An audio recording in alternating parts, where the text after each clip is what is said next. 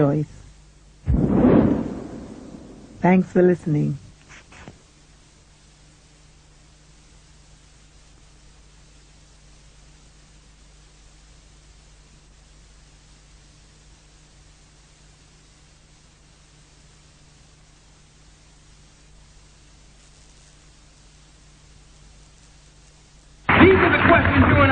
How did we get this mine? OPEC production limits, helping to drive down the price of oil from $20.50 a barrel in the opening days of 1990 to a mere $13.60 a barrel by summer. You have to understand the difference. We didn't come over on the Nita, the Pinta, and the whatchamacallit. We didn't land on Plymouth Rock.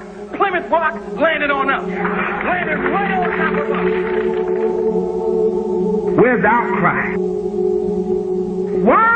You can get all the film and the footage of all the carnage in Los Angeles, but you can show me no footage of any damage in Iraq. And all you show me is some surgical strike. Now, 1 year later, it comes out that these so-called surgical strikes were mixed in.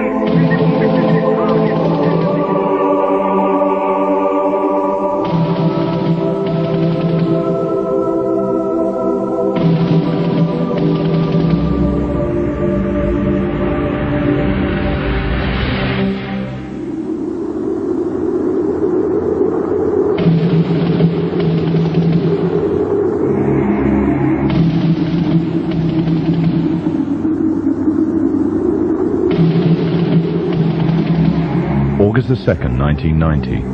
Saddam Hussein's forces crashed through the defenses of oil-rich Kuwait. In fear of an Iraqi invasion into Saudi Arabia, the United States and her coalition allies poured into the Arabian Peninsula to form a deterrent that would be known as Desert Shield. The result was a series of diplomatic talks, negotiations and counter-negotiations that rapidly declined into a no-hope situation. On August the 17th, 1991, Desert Shield became Desert Storm. Center of this city. Just one comment. Clearly I've never been there, but this feels like we're in the center of hell. There continue to be these flashes of light off the... Whoa! Holy cow! The conflict was witnessed by millions through the eye of CNN and the BBC, showing propaganda of the systematic eradication of Saddam's forces by a coalition far superior in technological, political, and economic power. However, what was little known was that from the outset the war was engineered, controlled, and manipulated by an elite group. A group which had created the illusion of a man with power, at the head of a million-strong army, on the verge of going nuclear. A man who had gained control over 1/5 of the world's oil overnight. However, in reality, he was merely a pawn, in amongst many pawns. Just a puppet in a grand master plan, with the Gulf War as a well-orchestrated stepping stone. The orchestrators of the war were by no means strangers to controlling major world events. In fact, they have done so for centuries. From the shadows, they have engineered every major war, revolution, and recession. They control everything you read, everything you hear, and everything you see. They have managed to indoctrinate an entire populace to their way of thinking, and have infiltrated key positions in places of authority. And it is from the shadows that they have created a new political order, a new economic order, and more sinister, a new religious order. Their ultimate aim is total global domination, and they will stop at nothing to reach their goal. The goal that was outlined in a speech given by former President of the United States, George Bush. What is at stake is more than one small country. It is a big idea, a new world order.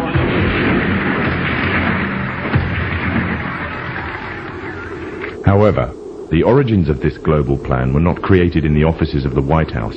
In reality, their roots lay in another war. This time, the year is 1095, and the place, Clermont, France.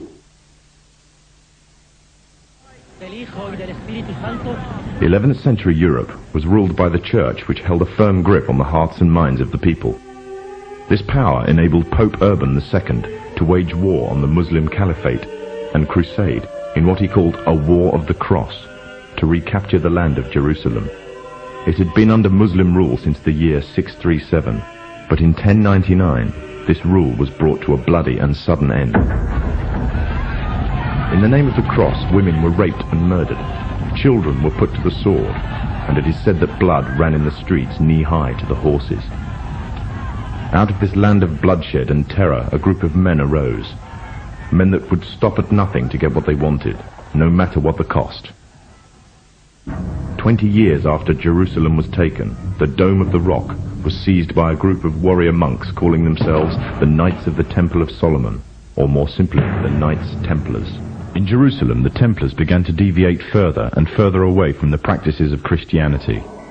They learnt the secret arts of the Kabbalah, an ancient form of Jewish magic, along with its dark rites and rituals. The Jews had learnt the arts from the pagans of ancient Egypt during the times of enslavement to the Pharaoh, and developed them into Babylon at the time of Nebuchadnezzar. In 1307, King Philippe of France arrested them for charges of denial of Christ, homosexuality, and idol worship, as well as magic. In 1314, Pope Clement V declared all Templars as heretics to Christianity, ordering all their properties to be seized. Their leader, Jacques de Molay, was captured and burnt to the stake. The Templars were cornered, and just when it seemed they were finished forever, a glimmer of hope arose from a seemingly certain end. They were to find a safe haven as well as an ally. But not in France. In fact, in a country in a desperate struggle for independence against the English. The country of Scotland.